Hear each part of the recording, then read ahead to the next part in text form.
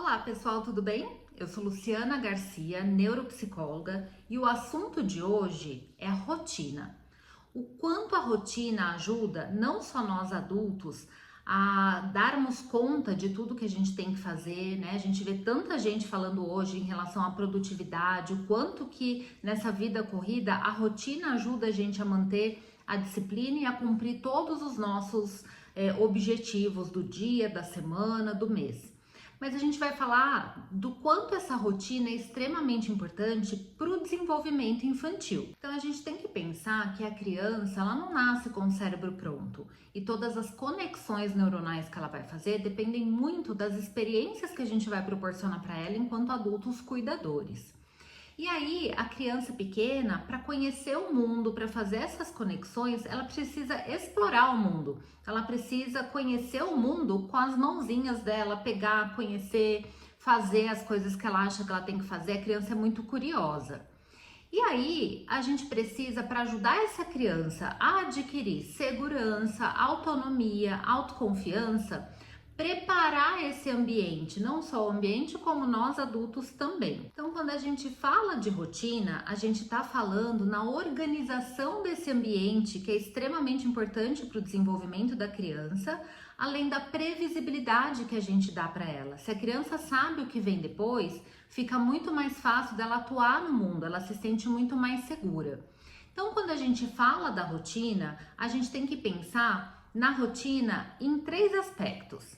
O primeiro deles é a rotina física, né? É o ambiente em que a criança vive. Se a criança está começando a explorar, e se eu quero que ela seja uma criança autoconfiante, uma criança independente, ela precisa poder mexer em tudo que está ao redor dela.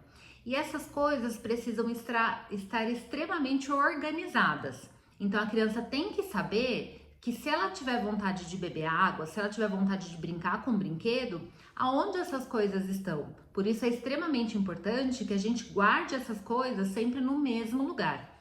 E aí a gente ajuda a criança a organizar sabendo que ela vai guardar as coisas também no mesmo lugar. Então essa é a rotina do espaço físico. Uma outra rotina extremamente importante é a rotina do horário. O horário dá para a criança a segurança do que vem logo a seguir. Isso tanto em casa quanto na escola, por isso que as rotinas visuais são tão importantes. Então é muito importante que a criança tenha horário para acordar, horário para comer, horário para dormir. O que ela vai fazer no meio dessa rotina pode ser um pouquinho mais flexível, principalmente a gente pensando em criança pequena. Mas é extremamente importante a gente manter essas atividades principais, né, que são o sono e a alimentação, nos mesmos horários, com pequenas mudanças aí em férias e final de semana. Mas a criança tem que estar preparada para aquilo que vem depois. Então, essa previsibilidade para a criança é muito importante. E um terceiro aspecto é o adulto.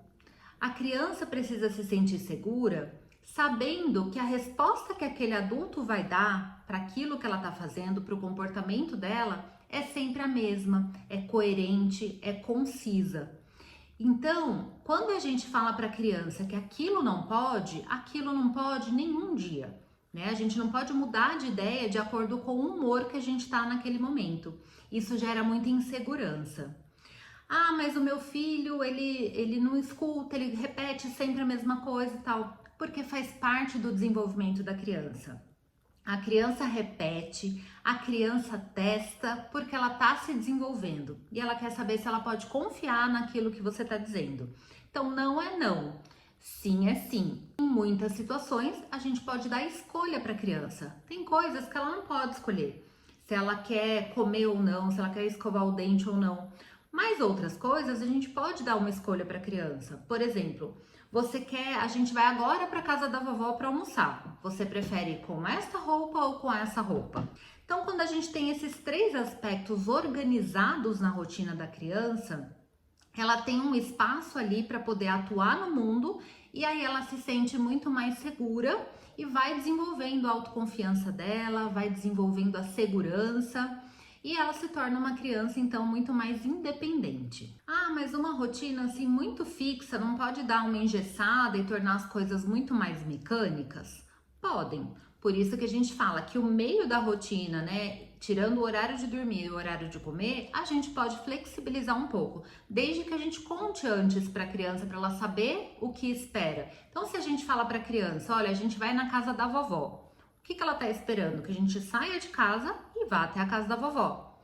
Só que no meio do caminho a gente lembra que tem que passar na costureira, que tem que buscar roupa na lavanderia, que tem que dar uma passadinha no mercado. E aí, se a gente não avisou a criança de tudo isso, especialmente crianças que têm algum transtorno do neurodesenvolvimento, isso pode desorganizar a criança. E aí a gente tem birras, né, comportamentos disruptivos que poderiam ter sido evitados.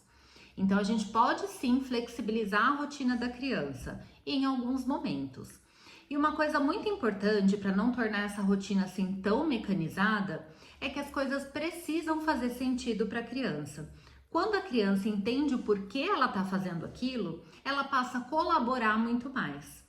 E o vínculo também é extremamente importante. Então, acrescentar na rotina da criança momentos, por exemplo, rituais, né, ritos. Antes de dormir sempre tem uma historinha contada pela mãe. Na hora do banho tem massagem no pé, sei lá, né? Qualquer tipo de rotina afetiva que a gente coloque nesse dia a dia da criança faz com que ela desenvolva um vínculo, né? E isso pode ser feito na escola, pode ser numa terapia, por exemplo, desde que a gente tenha um rito para aquele momento, e são memórias que ela vai levar para a vida toda dela. Então isso ajuda a não engessar tanto aquela rotina.